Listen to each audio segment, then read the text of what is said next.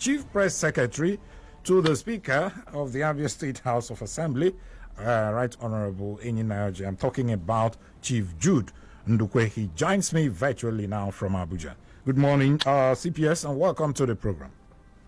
Good morning, Dimika. Thanks for having me. Good morning, Abian. Obviously, you are chilling in Abuja. Nice to know. Well, if you call it chilling, if work is chilling, then it's chilling. Welcome. But you know, this kind of our work, wherever you are still working. Exactly. Yeah. Welcome. All right. Thank Now, you. I'm sure you must have heard that some members of the Abia State House of Assembly actually, impeached your principal, Right Honorable Enyi Nayoji. How is he taking this?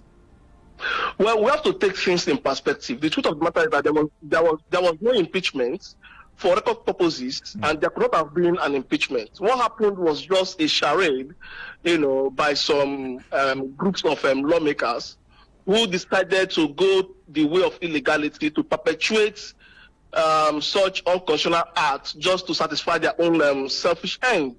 So, for the records, there was no impeachment. And for any impeachment to have happened, it will be properly recorded by the clerk of the House.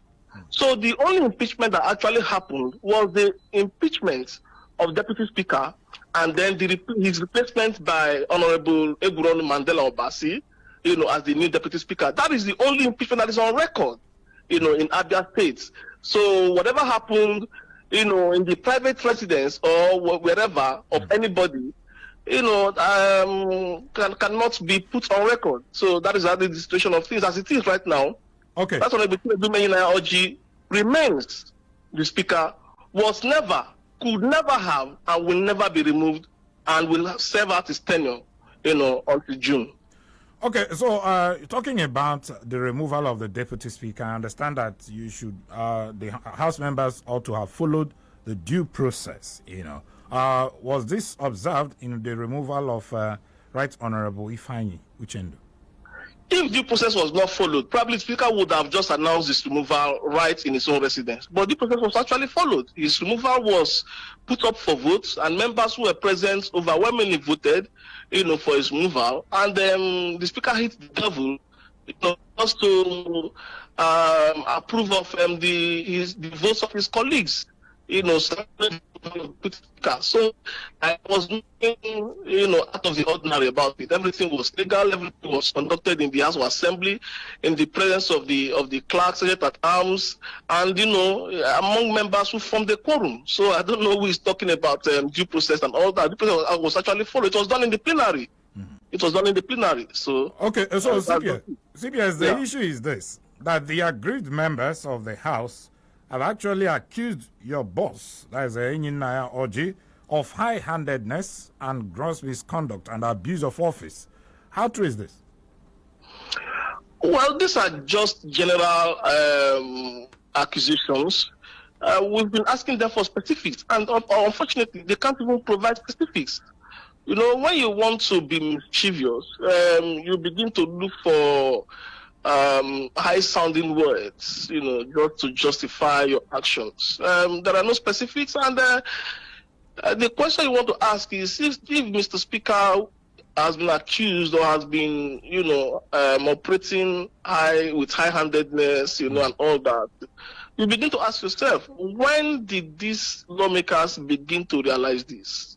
In the last 4 years, and just about a month to the end of their tenure? I mean, if this Mr. Speaker is only the primus inter pares, that is to say, he is only the first among equals. So if he has been high-handed, as they want the world to believe, he could not have operated as Speaker for the past 4 years without any squabbles whatsoever. So one begins to wonder, when did the high-handedness start to creep into the House of Assembly? See, let me tell you something. What is really happening is this. Let me just tell you something. What is really happening is this, and it will unfold in times to come. It will unfold in times to come.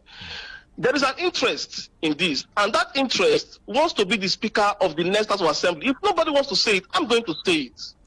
That interest wants to, excuse me, please let me land. Go ahead. That interest wants to be the Speaker of the next House of Assembly. And there's a rule in the House that says that only ranking members can vie for speakership.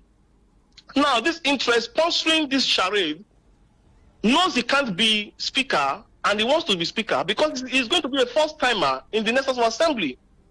So what he wants to do is to remove the leadership of the House of Assembly right now so that his puppets that is going to install as leaders will not change the House rule to allow for first timers to contest for speakership. That is the whole charade. That is just the bottom line of the whole charade. You know, so we are all aware of this. Okay. But time will come when all these things will unfold. But I just have to say it now. This is exactly what is causing the whole Buhara. If not, I mean, just from 4 weeks to the end of this tenure, why would you be doing this if not in anticipation, you know, of an inordinate ambition in the next dispensation? Okay, so CPS, when you talk about an interest, who is this interest you're talking about?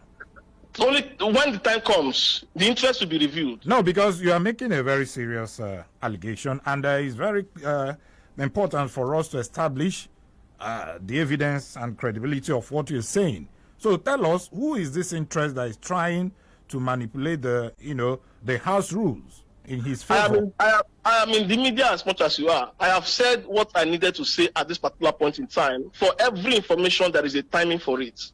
I have left this information at this particular point in time. For further information on this development, there will be another time for it. When that time comes, we will tell you who are behind the interest. Okay, CBS, the agreed members also said that your principal, as Enyinayoji, actually said he wasn't going to reconvene the House again, especially after the election. And the House said, please come, let us deal with some issues pending before the House. When last did he actually reconvene the House, especially after the elections? Now, the question I want to ask is this. Those who said they've been pressuring him to reconvene the House, the question I want to ask is this. When did this pressure happen? Who did they tell? Who did they tell the world that, look, we've been asking the Speaker to reconvene the House and it's not reconvening? People just go and fabricate stories just to justify their own charade. They fabricate stories just to justify their own inordinate ambitions. You cannot say that you have been asking the Speaker to reconvene the House, and you are saying it, you know, in hushed tones. If you have said that, and the Speaker is not reconvening the House as you desire, why are you not crying out? Why are you crying out with impeachment? Why didn't you say at that particular point in time, call a press conference or say, okay, we've been asking the Speaker to reconvene? The fact of the matter is that most of these guys went for election, and after election, most of them went on vacation. So the Mr. Speaker reconvened. He convened the House yesterday. Where were they?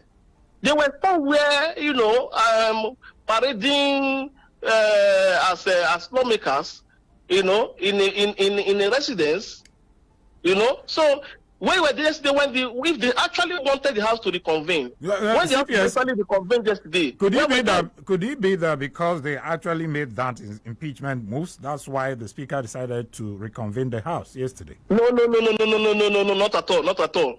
That plenary of yesterday had always been in the cards. It has always been in the cards, especially when you know for a fact that there was a pending approval, so to speak, confirmation of the Auditor General of Local Government, you know, on ground and on other issues.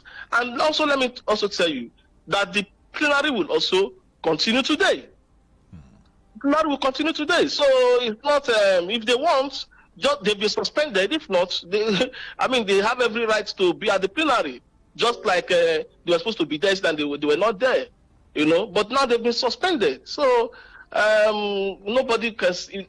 No, there was nothing like pressure that made the Speaker to reconvene. No, nothing like that. It has always been in the cards because there are like, for example, even the head of Appropriations Committee, Honorable Jerry Zosike, he has a report to submit. The same with, you know, some other committees. You know, so right now is going to be a marathon of sittings, you know, for the House of Assembly, because they have issues to wind up, you know, before the tenure actually winds up. Okay, let me sincerely thank you, the Chief Press Secretary to the Speaker of the Abia State House of Assembly, Chief Jude Ndukwe. Thank you so I really much. appreciate it. Thank you so much for speaking with me on the platform. And keep enjoying yourself over there in Abuja while you do your work. I'll soon be back. Thank you so much, Jude. All right, thanks very much. Always a pleasure. Thank you. All right.